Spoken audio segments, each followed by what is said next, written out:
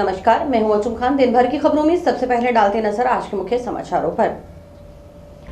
12 ज्योतिर्लिंग और 4 धाम की पैदल यात्रा कर लौटे हरीना महर का स्वागत। करीब 7 माह पहले गांव मकासर से शुरू हुई थी यात्रा।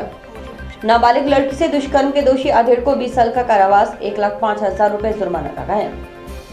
10 नवजात कन्याओं की माताओं को सौंपे एफडी के कागजात, प्रत्येक कन्या की कार्रवाई 5,000 रुपए की एफडी। डबली राठौड़ टोल प्लाजा पर टोल वसूली बंद करने की मांग, विभिन्न यूनियनों के प्रतिनिधियों ने कलेक्टर से की मुलाकात। अब खबरें विस्तार से। हनुमानगढ़ जिले के भादरा से भाजपा प्रत्याशी संजीव बेनीवाल की सभा में बेनीवाल समर्थक एक नेता द्वारा आचार संहिता के उल्लंघन का मामला सामने आया है। सभा में बेनीवाल समर्थक नेता ने घोषणा की कि जिस भी बूथ पर जो भाजपा के पक्ष में सबसे ज्यादा वोट डलवाएगा उसको पार्टी द्वारा 11,000 रुपए का इनाम दिया जाएगा। सभा में शरिया मतदाताओं को रिश्वत देने का यह वीडियो सोशल मीडिया पर वायरल हो रहा है और सोशल मीडिया पर वीडियो वायरल होने के बाद जिला निर्वाचन अधिकारी रुक्मणी रियाड़ ने रिटर्निंग अधिकारी से पूरी रिपोर्ट मांगी है। जानकारी के अनुसार वीडियो 2 दिन पुराना है, जिसमें मतदाताओं को सरेआम रिश्वत का प्रलोभन दिया जा रहा है। जीतो आदमी आपके खुद सारा पटोलता होगा, मैंने 11,000 रुपया जीतो आदमी सारों ज्यादा पटल जुटाओगे, मैंने 11,000 रुपया मैं पूछ गई इंतजार ने पार्टी देगी और मैं थानू बात में पटल जुटाऊंगा। जीतो आदमी आपके खुद सारों ज्यादा पटल जुटाओगे, मैंने 11,000 रुपया जीतो आदमी सारों ज्यादा पटल जुटाओगे, मैंने 11,000 रुपया मैं पूछ गई इंतजार ने पार्टी देगी और मैं थानू बात में। नौहर से भाजपा की टिकट नहीं मिलने के बाद से अपने समर्थकों के साथ चुनाव मैदान में डटे रहने का ऐलान काशीराम गोदारा ने कर दिया है। दरअसल नौहर में कार्यकर्ताओं और समर्थकों के साथ हुई महापंचायत के बाद जनता की मांग पर काशीराम गोदारा ने चुनाव लड़ने का ऐलान कर दिया। उन्होंने कहा कि टिकट नहीं मिलने के बाद से उनके समर्थक लगातार चुनाव लड़ने पर जोर दे रहे थे। अब जनता के हित के लिए जनता की मांग पर वे चुनाव लड़ेंगे और पूरी शिद्दत के साथ नौहर की जनता की सिंचाई पानी सहित अन्य मांगों को लेकर संघर्ष कर उन्हें पूरा भी करेंगे।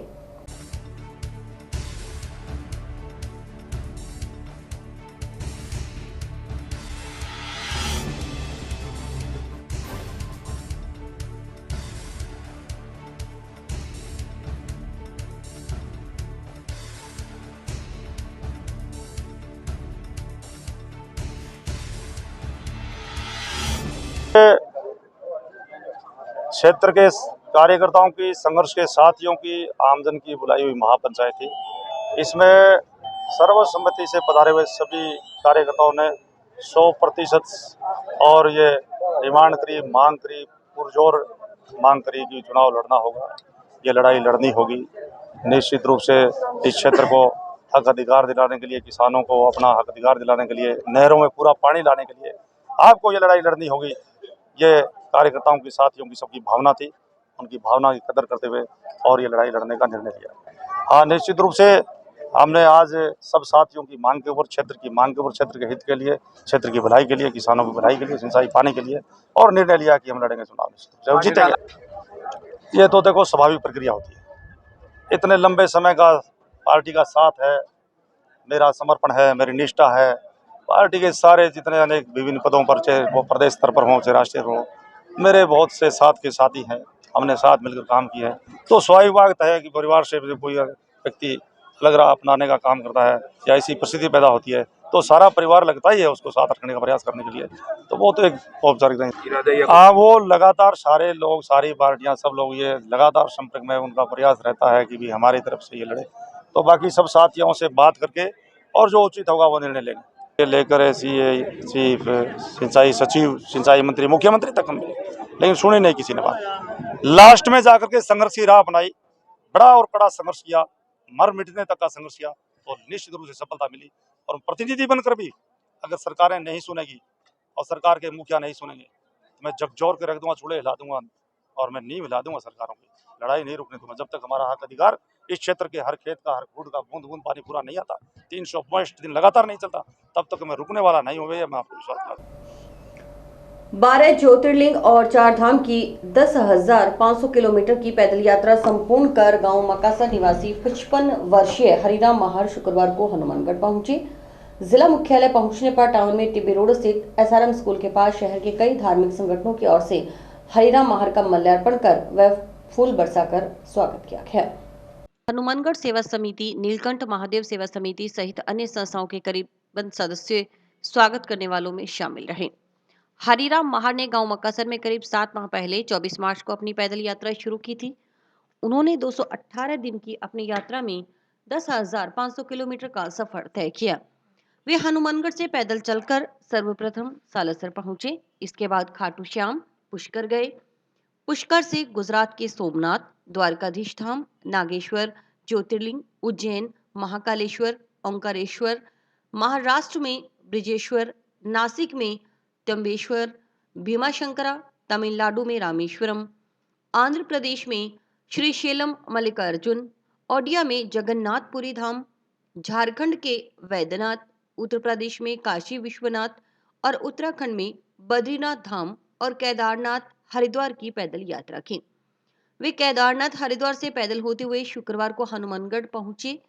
12 ज्योतिर्लिंग और 4 धाम की यात्रा पूर्ण कर लौटने के उपलक्ष्य में रविवार को हरिराम महर के निवास स्थान गांव मक्कासर में सुबह 7:30 बजे यज्ञ और इसके बाद भंडारे का आयोजन होगा। हरिराम महर के अनुसार उन्हें पैदल यात्रा करने में कोई दिक्कत नहीं हुई, लेकिन रात्रि को ठहरने के लिए ठिकाने की अवश्य चिंता होती थी। भोजन की भी चिंता नहीं रही। महर ने बताया कि वे पिछले साल केदारनाथ गए थे, वहीं से उनके मन में विचार आया कि वे 12 ज्योतिर्लिंग की पैदल यात्रा करेंगे। वही संकल्प लिया और वही पूरा किया। इस यात्रा में उन्हें खरोंच तक नहीं आई। सेहत ने भी पूरा साथ दिया। उनकी शुगर बीपी की समस्या भी पैदल यात्रा से दूर हो गई। 20 मार्च से यात्रा शुरू की थी गांव मक्कासर से, जिला हनुमानगढ़, राजस्थान से। और सर्वप्रथम हम बालाजी सालासर गए थे और वहां से हम चलकर खाटू श्याम जी पहुंचे और खाटू श्याम जी से चलकर हम पुष्कर जी गए और पुष्कर से स्नान वगैरह करने के उपरांत हम वहां से प्रथम ज्योतिर्लिंग सोमनाथ की ओर रवाना हुए, जो कि हम वहाँ 1 महीने में पहुंचे। वहाँ से स्नान करने के बाद हम द्वारिकाधीश से हम नागेश्वर धाम और नागेश्वर धाम से दर्शन करने के उपरांत हम उज्जैन महाकाल के दर्शन के लिए गए, जो वहाँ से 850 किलोमीटर की दूरी पे थे। तो वहाँ दर्शन करने के उपरांत हम ओंकारेश्वर पहुँचे। ओंकारेश्वर से हम महाराष्ट्र में घुश्मेश्वर धाम पहुँचे। घुश्मेश्वर से हम नासिक त्र्यंबकेश्वर पहुँचे और त्र्यंबकेश्वर से हम भीमाशंकर पहुँचे। भीमाशंकर से रामेश्वरम पहुँचे, जो कि तमिलनाडु में। वहाँ से हम आंध्र प्रदेश श्रीशैलम मल्लिकार्जुन जंगलों में से होते हुए वहाँ पहुँचे। वहाँ दर्शन करने के उपरांत हम उड़ीसा के लिए रवाना हुए और उड़ीसा में पहुँच के जगन्नाथ स्वामी के वहाँ दर्शन किए। वहाँ से दर्शन करने के उपरांत हम वैद्यनाथ झारखंड में, जो देवघर में स्थित है, वहाँ पहुँचे। वहाँ दर्शन करने के उपरांत हम काशी विश्वनाथ और काशी विश्वनाथ से हम बद्री विशाल उत्तराखंड में पहुँचे। बद्री विशाल के दर्शन करने के उपरांत हम केदार घाटी में गए, जहाँ में शेर का भी सामना नहीं हुआ, लेकिन वो गुर्राए हम पे 2-3 बार गुर्राए, लेकिन भोले का नाम लेके, माता पार्वती का नाम लेके हम वहाँ से चले। करीब 500-600 किलोमीटर जंगल भी हमने पार किया, जिसमें हमें कोई भय और कुछ नहीं लगा। शिव भोले का नाम सिमरन किया और हमें कुछ भय नहीं लगा। और केदारनाथ के वहाँ से दर्शन करने के उपरांत हरिद्वार में स्नान वगैरह करके अपने शहर के सब भाई बंधुओं के, सब रिश्तेदारों के, सबकी डुबकी लगा के, सबके स्नान करके और वहाँ से आशीर्वाद मैया गंगा का लेकर वहाँ से चले। वहाँ से हम कुरुक्षेत्र में स्नान किया, ब्रह्म सरोवर में, और वहाँ से सीधे अब हनुमानगढ़ की धरती में हमारे यहाँ आ रहे हैं, जो आप लोग यहाँ हमारा स्वागत किया जा रहा है।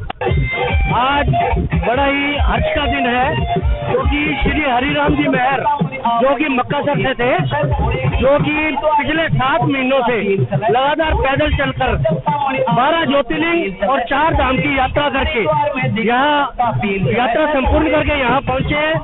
यहाँ का नीलकंठ सेवा समिति की तरफ से उनका भव्य स्वागत किया गया यहाँ पेट्रोल पंप पे, और सबने उनका आशीर्वाद लिया। आज मक्कासर निवासी श्री हरिराम जी महर अपनी 213 दिन की 12 ज्योतिर्लिंग की 4 धाम की यात्रा पूर्ण कर हनुमानगढ़ पधारे हनुमानगढ़ सेवा समिति भारत क्लब द्वारा उनका भावभीना स्वागत किया गया।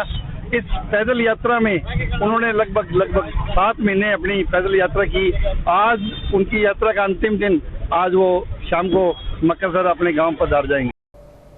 बेटी बचाओ बेटी पढ़ाओ के तहत कन्या जन्म पर डाकघर में 5,000 रुपए की एफडी करवाने की मुहिम शुरू करने वाली नगर परिषद की पूर्व उपसभापति जंक्शन के वार्ड 15 में वर्तमान पार्षद नगीनाबाई ने अपने वार्ड के 10 घरों में जन्मी बेटियों की एफडी करवाई। प्रत्येक बालिका की 5-5 हजार रुपए की एफडी करवाई गई है।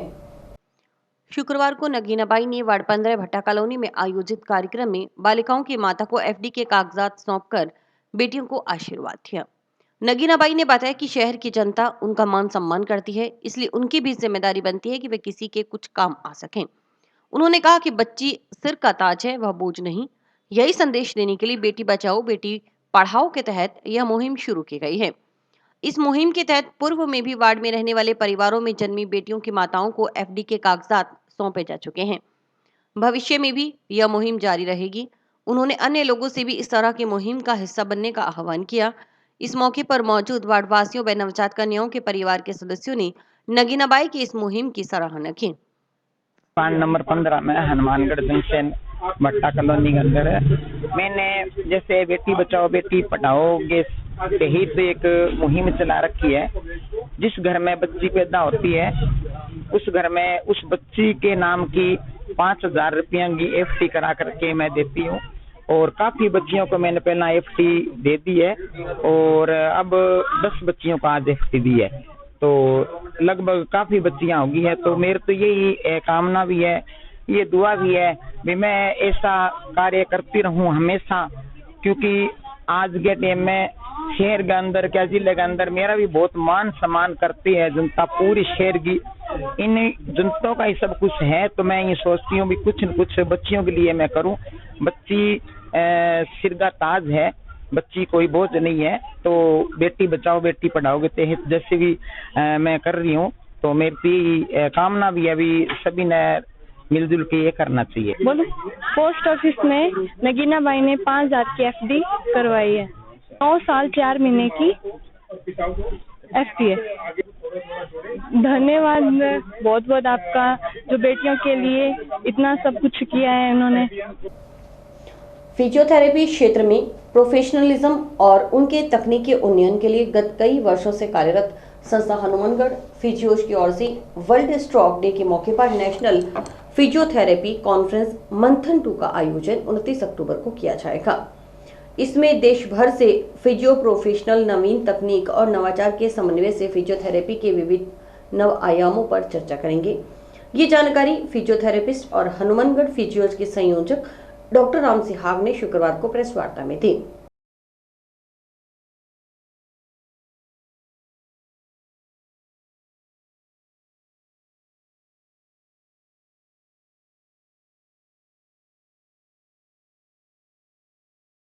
विश्वविद्यालय की ओर से अपने विचार रखना चाहता हूँ। जिस तरीके की ये एक हम कॉन्फ्रेंस ऑर्गेनाइज कर रहे हैं मंथन 2 के नाम से, एक श्री कुशालदास विश्वविद्यालय उच्च शिक्षा में पूरे उत्तर पश्चिम भारत में एक अग्रणी संस्थान के तौर पर आगे आ रहा है। और इस तरीके की जब भी कभी कोई क्रिया इस पूरे क्षेत्र में करी जाएगी तो हम लोगों का उसमें प्रतिभागिता अपेक्षित है।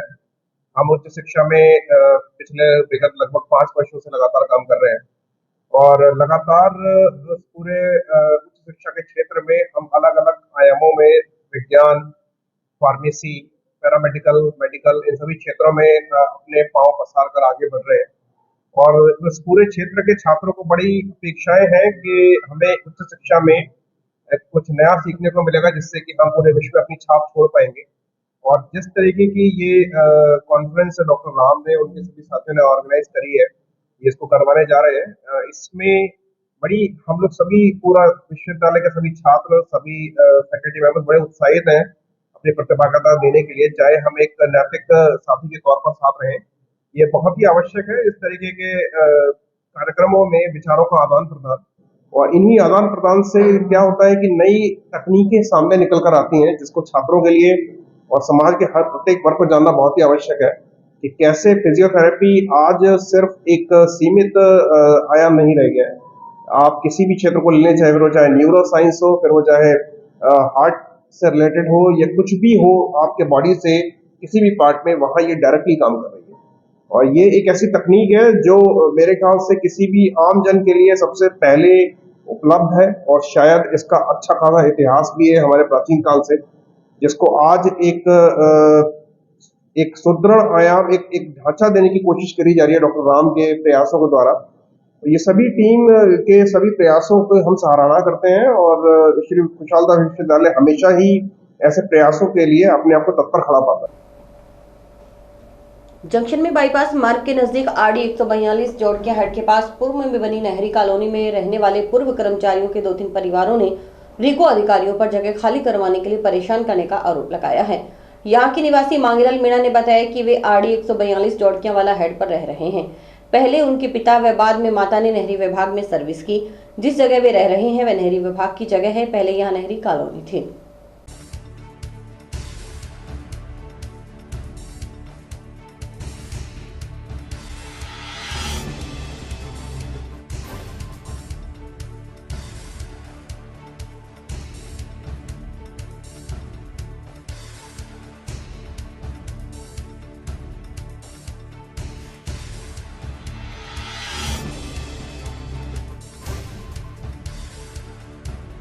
ये आरडी 142 है, जोड़किया वाला हेड है जी। ठीक है सर, यहाँ पे पहले पापा 1991 में एक्सपायर हुए, सर्विस करते थे एजुकेशन का। ये हरी बाउंड्री है, पूरी कॉलोनी थी यहाँ पे। तो जब से रह रहे हैं तो अब ये 5-6 दिन से आया कह रहे हैं जगह खाली करो, और कहिए तो यहाँ पे गंदा पानी छोड़ देंगे उधर वाला। उधर तो यहाँ इन्होंने पीछे गंदा पानी भरा पड़ा है रिको एरिया का। सेकंड फेज में से आता है यहाँ पे, ये फर्स्ट फेज है, ये सेकंड फेज है। फर्स्ट फेज में से पानी यहाँ पे आता है। तो उनका तो कोई रूल ही नहीं है। जो आके अधिकारी वो उनको हमने कह दिया जाके ऑफिस में बात करो, कॉलोनी नहर की है ये। तो ये डेली आगे परेशान कर रहे हैं, मतलब ये कोई तुक नहीं है जी। तो या तो भाई इतने सालों से अब रह रहे हैं, या तो ये कॉलोनी है, मतलब यहाँ पे सर्विस का मम्मी ने सर्विस की इतने साल। तो पहले पापा जी सर्विस करते थे। तो बोल रहे हैं कि यहाँ पे नहर का ही एरिया ये पूरा आगे तक था पहले ये। अब तो फिलहाल तो हम तो 2-3 घर रह रहे हैं। पहले तो जैसे 15-20 घर रहते थे, यहाँ पे पूरी कॉलोनी थी। जमीन भी पीछे तक यहाँ पे खेती वगैरह करते थे, यहाँ पे पानी हुई थी। तो वो तो कह रहे हैं कि वो डिग्गी वगैरह भी का आगे तक जाएंगे, वहां तक रोकेंगे। तो ये कोई बात थोड़ी होती है। वैसे यहाँ भी क्या क्या बना हुआ है? घर है वैसे कच्चे, पहले पुराने कमरे बने वहां से पहले की ये मंदिर है माता जी का। हाँ यहाँ तक तोड़ेंगे, क्या खाली करवाएंगे, सारा का सारा वो गंदा पानी डालेंगे, और तो कुछ करना नहीं। डिग्गी बनवा रहे हैं जैसे भी लेकर, हमने मना कर, मैंने कहा ऑफिस में जाके बात करो। करना है क्या भैया, वो एप्लीकेशन लगा के आएंगे वहाँ पे, और तो क्या है विरोध तो करेंगे भैया। इतने साल से बैठे हैं, या तो पहले बताते या कुछ बात होती। हाँ जी सर, ये तो आप कह रहे हैं कि यहाँ से उठाने की हमको धमकी दे रहे हैं। साल हो गए हमको रहते हुए, तो अब बताओ ये गंदा पानी कहाँ था? ये इससे नाले से परले पास से था, ये वाटर वर्क्स की खाड़ा है, उससे आगे था। वहाँ से अब लाते लाते इन्होंने यहाँ पास कर दिया। यहाँ से टूट जाए तो हम कहाँ जाएंगे? हम कहाँ जाएंगे जी बोलो। अरे अब कहते हैं कि यहाँ से उठाओ। हम आजकल से थोड़ी बैठे हैं, कितने पुराने बैठे हैं, माँ बाप थे जब से हम बैठे हैं। अब कह रहे हैं यहाँ से उठो। नहीं सर, हम ऐसे कैसे उठेंगे? हमारे बच्चे हम कहाँ लेके जाएंगे? हमारे कोई जगह नहीं और कहीं नहीं है। श्रीगंगानगर मार्ग पर कार की टक्कर से साइकिल सवार अधेड़ गंभीर घायल हो गया। जिला अस्पताल में इलाज के दौरान अधेड़ ने दम तोड़ दिया। शुक्रवार को जंक्शन पुलिस थाना में मृतक के पुत्र की ओर से अज्ञात कार चालक के खिलाफ मुकदमा दर्ज करवाया गया। पुलिस के अनुसार जसप्रीत सिंह पुत्र राजा सिंह निवासी हाउसिंग कॉलोनी ने रिपोर्ट दी कि उसके पिता राजा सिंह गुरुवार शाम 6 बजे सब्जी लेने के लिए साइकिल पर सवार होकर जंक्शन गए थे। शाम करीबन 7 बजे उन्हें सूचना मिली कि उनके पिता का श्रीगंगानगर मार्ग पर जीआर के नहर के पास एक्सीडेंट हो गया है। मौके पर पहुंच पूछताछ करने पर पता चला कि पिता को अज्ञात कार का चालक वाहन को तेज गति और लापरवाही से चलाकर उसके पिता की साइकिल में पीछे से टक्कर मारकर भाग गया। राहगीरों ने उसके पिता को गंभीर हालत में एम्बुलेंस के जरिए जिला अस्पताल पहुंचाया। जब वे अस्पताल पहुंचे तो उनके पिता राजा सिंह की मौत हो चुकी थी। पुलिस ने रिपोर्ट के आधार पर अज्ञात कार चालक के खिलाफ मुकदमा दर्ज किया है। शुक्रवार को टाउन के जिला अस्पताल के मॉर्चरी कक्ष में रखा शव पोस्टमार्टम के बाद परिजनों को सौंप दिया गया। जांच एएसआई जयसिंह कर रहे हैं। जसप्रीत सिंह सुनोगे राजा सिंह उम्र 27 साल है, निवासी वार्ड नंबर 7 मानगढ़ जंक्शन में रिपोर्ट पेश की है कि कल मेरे पिता शाम को मानगढ़ जंक्शन से हमारी ढाणी की तरफ जा रहे थे। नहर 2000 के पास आगे सड़क पर किसी अज्ञात वाहन ने साइकिल सवार मेरे पिता की टक्कर मारी जिससे चोटें आई। दौरान इलाज हॉस्पिटल में भर्ती हो गई और पोस्टमार्टम कार्रवाई करवाई गई है। सूरतगढ़ 4 लेन पर गांव मक्कासर व डबली राठौन के बीच स्थित टोल प्लाजा पर टोल वसूली बंद करने की मांग को लेकर क्षेत्र की truck union, tractor toll union, किसान संघ के प्रतिनिधियों ने संयुक्त रूप से कलेक्टर से मुलाकात कर ज्ञापन सौंपा। यूनियन के पदाधिकारियों ने आरोप लगाया कि गांव मक्कासर व डबली राठान के बीच स्थित टोल प्लाजा पर अवैध रूप से टोल वसूली की जा रही है, क्योंकि रोड पूरी तरह से टूटी फूटी हालत में है। इसके अलावा सड़क मार्ग के दोनों तरफ झाड़ियों की भरमार है। इनके कारण आए दिन हादसे हो रहे हैं। टोल प्लाजा पर बैठाए गए गुंडा प्रवृत्ति के कारिंदों का भी वेरिफिकेशन नहीं किया गया।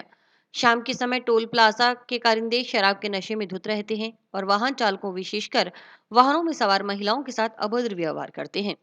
न तो टोल प्लाजा पर एम्बुलेंस की सुविधा है और न ही पेयजल की।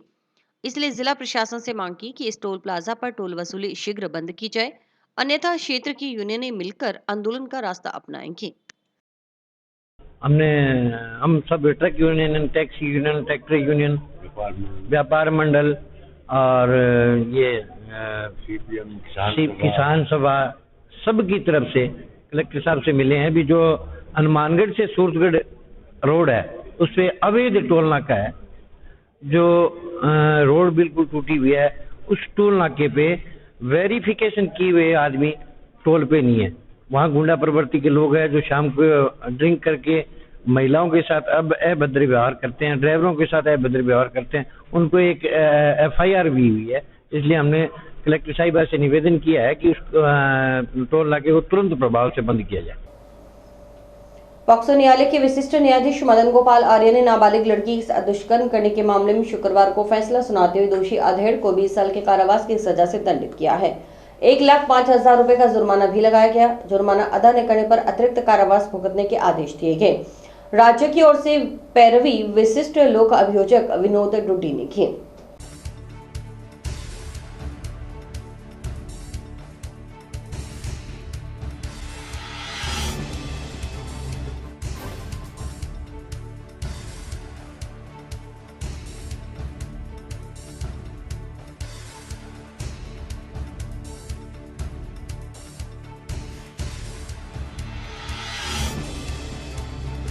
सरकार बनाम महेंद्र सिंह में माननीय विशिष्ट न्यायाधीश पोक्सो प्रकरण हनुमानगढ़ ने फैसला सुनाया।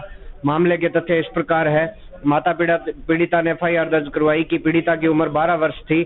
3/4/20 की घटना है। वह पीड़िता दोपहर को 3 बजे अपने घर के आगे खेल रही थी। अपराधी महेंद्र सिंह आया, उसे बहला फुसलाकर अपने घर ले गया। वह उसके साथ बलात्कार किया। पीड़िता ने जब शोर मचाया तो गली के लोग इकट्ठे हो गए। इसकी किसी ने वीडियो क्लिप भी बना ली थी जो थाने में दी गई और मुलजिम का पीड़िता के साथ DNA भी मैच हो गया था। इसमें विभिन्न धाराओं में माननीय न्यायालय द्वारा सजा सुनाई गई। इसमें अभियोजन ने 13 गवाह पेश किए और 22 दस्तावेज प्रदर्शित करवाए। इसमें जो विभिन्न धाराओं में सजा सुनाई वो इस प्रकार है। धारा 363 के तहत 3 वर्ष की सजा, 5,000 रुपए जुर्माना, दमदायगी की स्थिति में 6 मास का अतिरिक्त कारावास। धारा 366 में 7 वर्ष की सजा, 50,000 रुपए जुर्माना, दमदायगी की स्थिति में 6 माह का अतिरिक्त कारावास। धारा 376 3/4 ब्रैकेट में सेकंड पॉक्सो एक्ट के तहत 20 वर्ष की सजा, 50,000 रुपए जुर्माना, दमदायगी की स्थिति में 6 मास का अतिरिक्त कारावास। सभी सजाएं साथ साथ चलेंगी। वर्ष 2023 का चंद्र ग्रहण, वर्ष का आखिरी चंद्र ग्रहण शरद पूर्णिमा तिथि पर लगने वाला है। अंग्रेजी कैलेंडर के अनुसार पूर्णिमा तिथि 28 अक्टूबर की प्रातःकाल 4:17 पर शुरू होगी और 29 को देर रात 1:53 पर समाप्त होगी। सनातन धर्म में चंद्र ग्रहण का विशेष महत्व है। 28 अक्टूबर शनिवार को लगने वाले चंद्र ग्रहण पूरे भारत में दिखाई देगा। ये ग्रहण शनिवार रात्रि 1:14 से 2:28 तक दिखाई देगा। सायंकाल 4:14 से सूतक काल शुरू होगा, जिसके चलते मंदिरों के पाठ बंद कर पूजा पाठ का कार्य बंद किया जाएगा। पंडित रतनलाल शास्त्री ने चंद्र ग्रहण को लेकर पूरी जानकारी दी।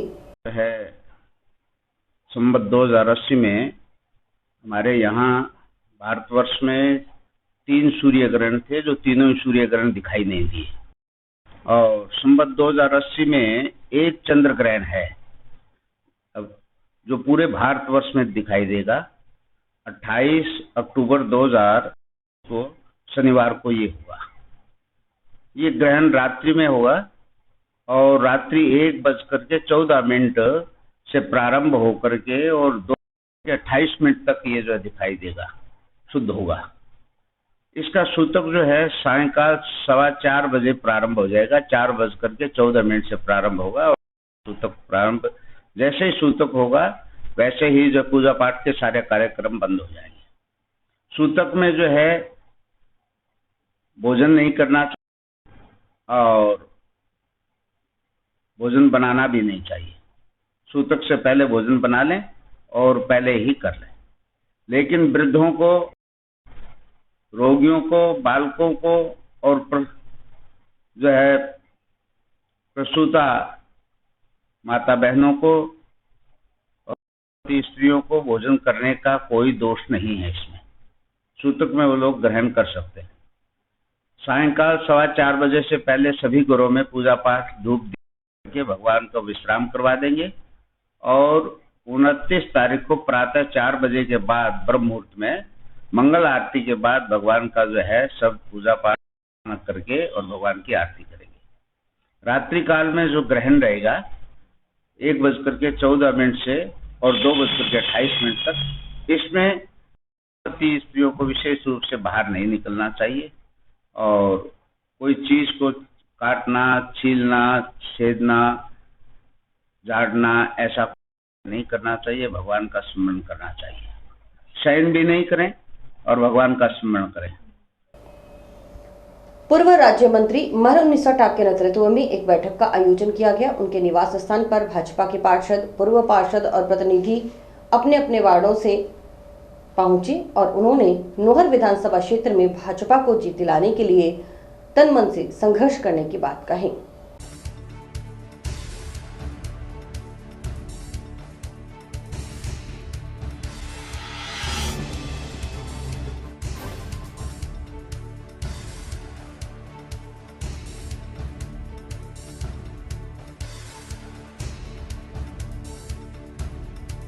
को दोपहर 1 बजे अगर सेन धर्मशाला में अभिषेक जी मटोरिया के लिए हमने सब शहर वासियों ने मिलकर एक मीटिंग का आयोजन किया है, जिसमें शहर में आगामी चुनाव के लिए आने वाली जो हमारी विधानसभा के चुनाव हैं उसके लिए हमें क्या क्या तैयारियां करनी है, किस तरह से हमें पूरे जोर शोर से लगना है, कैसे प्रत्येक वार्ड के प्रत्येक पार्षद प्रत्याशी को हमारे जो मौजूद लोग हैं, जो कार्यकर्ता हैं, जिन्होंने तन मन धन से हमेशा साथ दिया है पार्टी का और हमेशा व्यक्तिगत रूप से हमारे साथ रहे हैं।